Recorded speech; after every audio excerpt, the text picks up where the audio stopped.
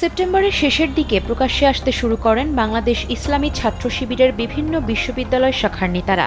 ঢাকা বিশ্ববিদ্যালয় শাখা শিবিরের সভাপতি ও সেক্রেটারির পরিচয় প্রকাশ্যে আসার পর শুরু হয় নানা আলোচনা সমালোচনা। গত সপ্তাহে সামনে আসে বাংলাদেশ ইসলামী ছাত্র শিবিরের রাজশাহী বিশ্ববিদ্যালয় শাখার সভাপতির নাম। সে সময় সবার কৌতূহল ছিল রাবি শাখার সেক্রেটারির পরিচয় নিয়ে। এবার জানা গেছে রাবির অ্যাগ্রোনমি অ্যান্ড এগ্রিকালচারাল এক্সটেনশন বিভাগের শিক্ষার্থী মোহাম্মদ মোস্তাকুর রহমান জাহিদ রাবির শিবির শাখার সেক্রেটারি। মোহাম্মদ নাইম বিল্লাহ নামে শিবিরের এক নেতা বিষয়টি নিশ্চিত করেছেন। জানা গেছে মোস্তাকুর রহমান জাহিদ রাবির অ্যাগ্রোনমি অ্যান্ড এগ্রিকালচারাল এক্সটেনশন বিভাগের 2016-17 সেশনের শিক্ষার্থী। বর্তমানে তার মাস্টার্সের দ্বিতীয় সেমিস্টার চলছে। স্যান্ডেলিনা সো, রূপচর্চায় আভিজাত্য।